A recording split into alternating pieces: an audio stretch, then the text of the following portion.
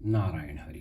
Hello students आज की class में हम डिस्कस करने जा रहे हैं रिवेन्यू एडमिनिस्ट्रेशन ऑफ मौर्यास जो थे वो अपना टैक्स कैसे कलेक्ट करते थे और उस टैक्स को कलेक्ट करके वो कैसे स्टेट को वेलफेयर प्रोवाइड करते थे। That is the topic which we are going to discuss in today class, that is the revenue administration of the Mauryas. So students, we will discuss this topic in 7 points में हम इसको discuss करेंगे। First point हमारा होगा कि how should a king charge revenue, king को revenue charge किस तरह से करना चाहिए, एज एन ऑटोक्रेटिक किंग और एज ए लिबरल और वेलफेयर किंग। तो ये फर्स्ट पॉइंट में हम लोग डिस्कस करेंगे कि किंग को चार्ज रिवेन्यू कैसे करना चाहिए। इसमें हम कुछ कोटेशंस डिस्कस करेंगे। सेकंड पॉइंट हम डिस्कस करेंगे कि जो कौटिल्य अर्थशास्त्र जो था, that was the first authoritative text on finance के ऊपर वो फर्स्ट ऑथोरिटेटिव टैक्स है। ऑथोरिटेटिव का मतलब है कि जिसको मान्यता प्राप्त है।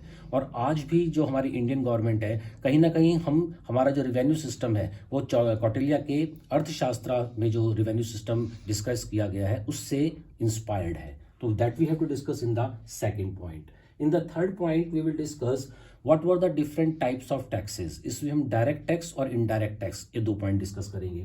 फोर्थ पॉइंट में हम लोग डिस्कस करेंगे कौटिल्य ने जो रिवेन्यू चार्ज किया that was completely based on the scientific lines. वो साइंटिफिक लाइंस के ऊपर कैसे था, उसके साइंटिफिक पैरामीटर्स कैसे थे, ये हम फोर्थ पॉइंट में डिस्कस करेंगे। फिफ्थ पॉइंट होगा कि what were the measures taken by Mauryas to get more revenue collect करने के लिए उन्होंने कौन कौन से मेजर्स लिए, किस चीज के ऊपर उन्हें टैक्स लगाया और उसको कैसे कलेक्ट करते थे, that we will discuss in the fifth point. In the sixth point we will discuss different types of taxes. और in the last that is the seventh point हम लोग ये डिस्कस करेंगे कि because of the taxation how the Mauryas were able to make Mauryan state a welfare state. So we are going to discuss all these important 7 points in this topic. So the first point is that how a king should charge revenue। तो king को revenue कैसे और कितना लेना चाहिए ये हम इसमें डिस्कस करेंगे। इसमें 3 इंपॉर्टेंट कोटेशंस हैं। एक तो Kalidas, that was the important poet in the time period of the Gupta dynasty और Gupta empire. He is also known as the Shakespeare of India.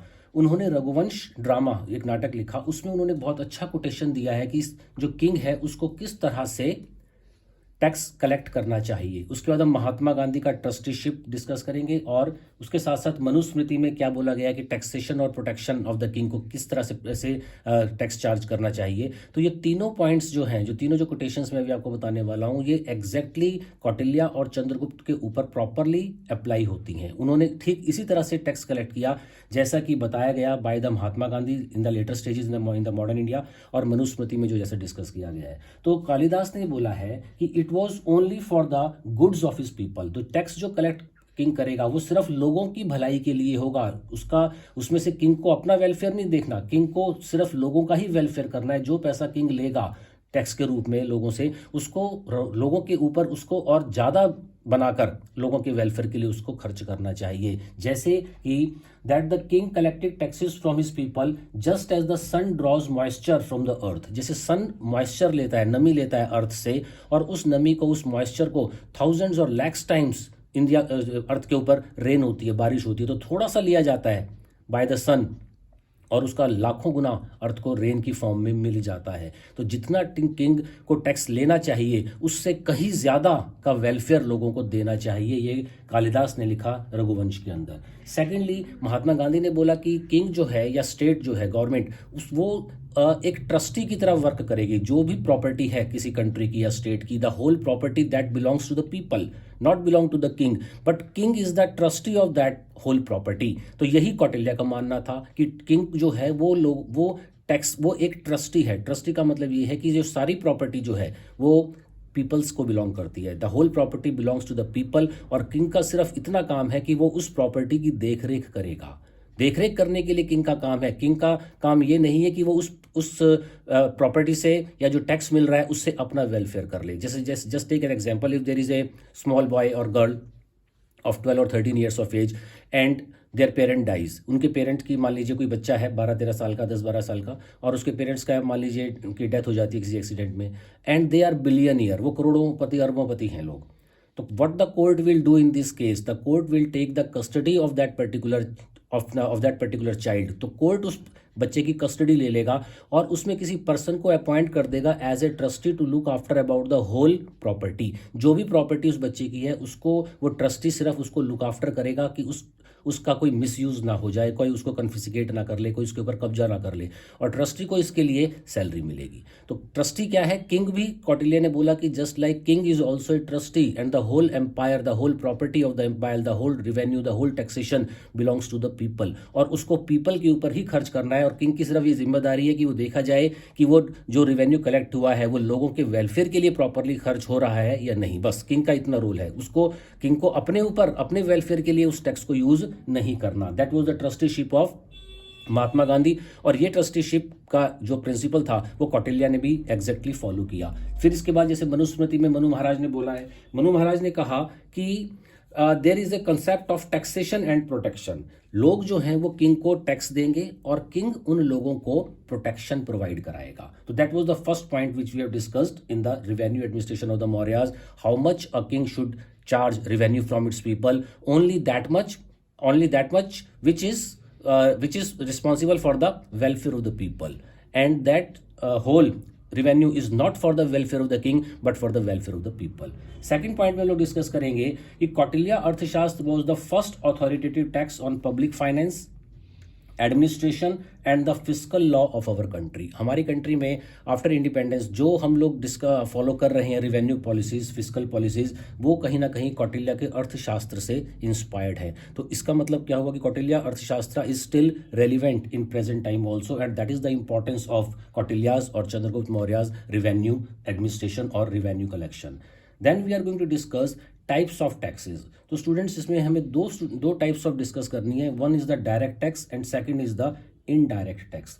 तो डायरेक्ट टैक्स जो होता था उसका बर्डन सिर्फ उसी व्यक्ति पर, उसी पर्सन पर होगा जिसके ऊपर टैक्स लगाया गया है। जिसके ऊपर वो टैक्स लगा है वो उसको खुद देना होगा, मतलब वो उस टैक्स को किसी और के ऊपर शिफ्ट नहीं कर सकता। जबकि इनडायरेक्ट टैक्स में ऐसा होता है कि टैक्स लगेगा किसी और के ऊपर और उसको पे कोई और करेगा। तो डायरेक्ट और indirect tax, both type of taxes was also there. You can just take the example, in direct taxes the burden can't be shifted by the tax payer to someone else. तो किसी और के ऊपर वो burden tax का नहीं डाल सकता, वो टैक्स उसे खुद ही देना पड़ेगा। फॉर एग्जाम्पल, किसी की इनकम जितनी है, कितना उसकी प्रॉपर्टी है, कितना वेल्थ है उसके पास, उसके ऊपर जो टैक्स लगेगा वो उस इंडिविजुअल को देना पड़ेगा जिसके नाम में वो प्रॉपर्टी है। अब इनहेरिटेंस टैक्स है, किसी को अपने फादर से या फोर फादर से प्रॉपर्टी मिली है तो वो उस आदमी के नाम में है, तो उसका जो टैक्स बनेगा वो उस आदमी को खुद पे करना पड़ेगा। या किसी ने गिफ्ट टैक्स लिया है किसी से, तो जो गिफ्ट जिसने लिया है उस गिफ्ट के ऊपर जो टैक्स बनेगा वो उसको पे करना पड़ेगा। तो डायरेक्ट टैक्स वो होता है जिस आदमी के ऊपर वो टैक्स लगाया जाएगा, जिस कम्युनिटी के ऊपर या जिस ऑर्गेनाइजेशन या जिस बॉडी के ऊपर जो टैक्स लगाया जाएगा वो ऑर्गेनाइजेशन और बॉडी उस टैक्स को खुद पे करेगी। तो that was the direct tax होता था। अब डायरेक्ट टैक्स जो था, इसमें कौटिल्य के यहाँ जो डायरेक्ट टैक्स था उसमें जो डाइस विनर्स होते थे, people use to play gambling, तो गैम्बलिंग भी होती थी उस टाइम, जुए का खेल भी खेला जाता था। तो उसमें जो जितने प्रॉपर्टी जीतता था उसको 5% देना पड़ता था। That was the direct tax. उसके साथ साथ taxes was on weights and measure. तो वेट्स एंड मेजर में भी कितना वेट का आपने सामान बेचा है या कितना वेट का कितनी मेजरमेंट है किसी चीज की, तो उसके ऊपर भी टैक्स लगता था। उसके साथ साथ टैक्स जो लिया जाता था वो प्रोस्टिट्यूट से भी टैक्स लिया जाता था, वेश्यावृत्ति में। उसके साथ साथ डांसर्स से, सिंगर्स से, rope climbers, snake charmers, gold smith, iron smith, copper smith, ये सभी लोग भी, और सॉल्ट के ऊपर भी टैक्स लिया जाता था। तो ये जो टैक्स होता था वो जैसे कॉपर स्मिथ है, गोल्ड स्मिथ है, आयरन स्मिथ है, इनकी जितनी भी एक महीने की अर्निंग होती थी उसका 2 दिन का जो उनकी अर्निंग थी, 30 डेज का मान लीजिए, there is a month of 30 days, and whatever they earned in their 30 days they had to give on tax of the 2 days earning. 2 दिन की अर्निंग उनको एज ए टैक्स देनी पड़ती थी। तो that was there in that of the direct tax. Indirect tax में students ऐसे होता था, जैसे in the indirect tax is levied on the seller but paid by the buyer. जैसे आज के टाइम में हम लोग वैट देते हैं, वैल्यू एडिड टैक्स, तो उसमें टैक्स लगता तो सेलर के ऊपर है जो सामान बेच रहा है, शॉपकीपर्स हैं, ओनर्स हैं, ट्रेडर्स हैं, तो उनके ऊपर टैक्स लग रहा है वैट, लेकिन उसको पे कौन कर रहा है? पे उसको बायर्स कर रहे हैं। तो वैट हम लोग पे करते हैं जो कि कस्टमर्स हैं। उसके साथ साथ एक्साइज टैक्स होता है और कस्टम ड्यूटीज हैं, ये सब इनडायरेक्ट टैक्स में आएंगे। तो both the tax, direct tax as well as the indirect tax were there in the time period of the Mauryan administration, of the revenue administration. After that we have to discuss Kautilya ने जो revenue collection किया. Kautilya himself was a renowned economist of the world repute that particular time, graduated from Takshila University, and he was a great economist, a versatile genius Kautilya had. वो diplomat भी थे, statesman भी थे, economist भी थे, एक great patriot also. तो Kautilya was a person of versatile genius. और Kautilya revenue administration based on scientific lines. तो कौटिल्य ने ऐसे ही आंखें बंद करके टैक्स नहीं लगवा दिया, उन्होंने उसको प्रॉपरली रिसर्च की. उन्होंने पहले लैंड्स को स्टडी किया कि कौन सी लैंड कितनी ज़्यादा फर्टाइल है, मिडल लैंड कैसी है, बैरन लैंड कौन सी है, किसके ऊपर टैक्स लगाया जा रहा है, उसकी पेइंग कैपेसिटी कितनी है. Because Kautilya and Chandragupta sole aim was the welfare of the people. अगर सबके ऊपर एक ही जैसे टैक्स लगा दिया जाएगा तो people will be highly dissatisfied. वो ये बोलेंगे कि क्योंकि कौटिल्य का मानना था कि tax according to the earning capacity of the person, जितनी उसकी अर्निंग कैपेसिटी है उसके अकॉर्डिंग ही टैक्स लगेगा. तो लैंड को मेजर किया जाता था, लैंड की क्वालिटी पहले देखी जाती थी कि उसके वो लैंड फर्टाइल है या नहीं. तो इन सब चीज़ों को देखने के बाद ही टैक्स को वो लोग चार्ज करते थे. तो that was on the scientific line. Secondly, king should be very much liberal and lenient while assessing the tax. तो कौटिल्य का एक तो ये मानना था कि जिससे हम टैक्स ले रहे हैं उसकी पेइंग कैपेसिटी हमें देखनी है, पहली बात. दूसरा, किंग जो है टैक्स लगाने से पहले उसको बहुत अच्छी तरह से डिटेल में माइन्यूट माइक्रोस्कोपिक स्टडी कर लेनी चाहिए कि जो टैक्स है, और लगाने से पहले. और टैक्स जब लगाया जा रहा है तो उस वक्त किंग को बिल्कुल लिबरल होना चाहिए, उदार होना चाहिए, बहुत लीनियंट होकर टैक्स लगाना चाहिए कि मुझे ज़्यादा टैक्स नहीं लेना. उसके माइंड में ये बात नहीं होनी चाहिए. There should not be the point in the mind of the king while assessing the tax, while levying the tax, that he should take more and more tax from its people. What should be in the mind of the king? King के mind में ये बात होनी चाहिए कि मुझे tax लगाने में तो मैं बिल्कुल लिबरल हूँ, बट जब एक बार टैक्स लग गया फिर उसको कलेक्ट करने में king should be very much strict and rigid. उसमें फिर कोई कटौती नहीं होगी. जो टैक्स एक बार फिक्स हो गया तो ये साइंटिफिक बेसिस था उसका कि जो लैंड है तो अकॉर्डिंगली टैक्स लगेगा, जिसकी जो पेइंग कैपेसिटी है. और असेसमेंट जब हम टैक्स की करेंगे तो लिबरली करेंगे, और लेकिन जब टैक्स को हम कलेक्ट करेंगे उस टाइम हमें बिल्कुल स्ट्रिक्टली और रिजिडली होकर लेना है. उसमें फिर हम कोई लिबरलनेस नहीं रख सकते. Next point is that to run administration of vast country, finance is the spinal cord and land tax was the major source of revenue. तो लैंड टैक्स जो था वो सबसे ज़्यादा टैक्स जो गवर्नमेंट को मिलता था, मौर्य गवर्नमेंट को, वो लैंड से मिलता था, ज़मीन से मिलता था. और उसको भाग कर बोलते थे, जो कि 1/4 से लेकर 1/6 हो सकता था टोटल प्रोड्यूस का. एंड इंडिया जो है वो शुरू से एक एग्रीकल्चर कंट्री रहा है. तो एग्रीकल्चर कंट्री रहा है तो, और उनको ज़्यादा से ज़्यादा टैक्स कहाँ से मिलता था? लैंड से मिलता था, मतलब फसल से, एग्रीकल्चर से उनको ज़्यादा से ज़्यादा टैक्स मिलता था. And they wanted more and more tax also. Why they wanted more and more tax? Because they had to give an administration to such a vast country India, जो वेस्ट तक, जिस अफगानिस्तान तक उनका एरिया फैला हुआ था.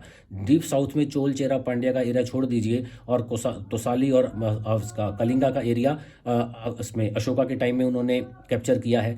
तो उसकी इस एरिया को हटा दीजिए तो rest of the India was under the Chandragupta Maurya. और इतना बड़ा कंट्री अराउंड 3000 किलोमीटर से ज़्यादा है ईस्ट से वेस्ट में, और अफगानिस्तान वाला एरिया जोड़ दीजिए तो वो 3000 से ज़्यादा हो जाएगा, और 3200 किलोमीटर नॉर्थ से साउथ.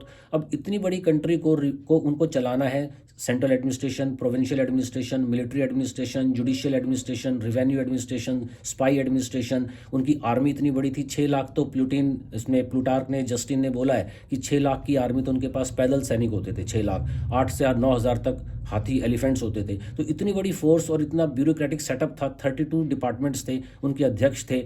48,000 पन तो कमांडर इन चीफ को सैलरी मिलती थी. तो इतनी सैलरी, इतना बड़ा एडमिनिस्ट्रेशन. तभी दैट्स वाई कौटिल्य और चंद्रगुप्त मौर्य इतनी बड़ी कंट्री को रूल कर पाए, क्योंकि उनके पास प्रॉपर सोर्सेज थे, और उन सोर्सेज को उन्हें बहुत ऑनेस्टली और ईमानदारी से यूटिलाइज किया. और that's why the people led a complete life of welfare. तो इसलिए कौटिल्य का ये मानना था कि ज़्यादा से ज़्यादा टैक्स हमें लैंड से मिल रहा है तो ज़्यादा से ज़्यादा लोग एग्रीकल्चर में जाने चाहिए, जो प्राइमरी सेक्टर होता है.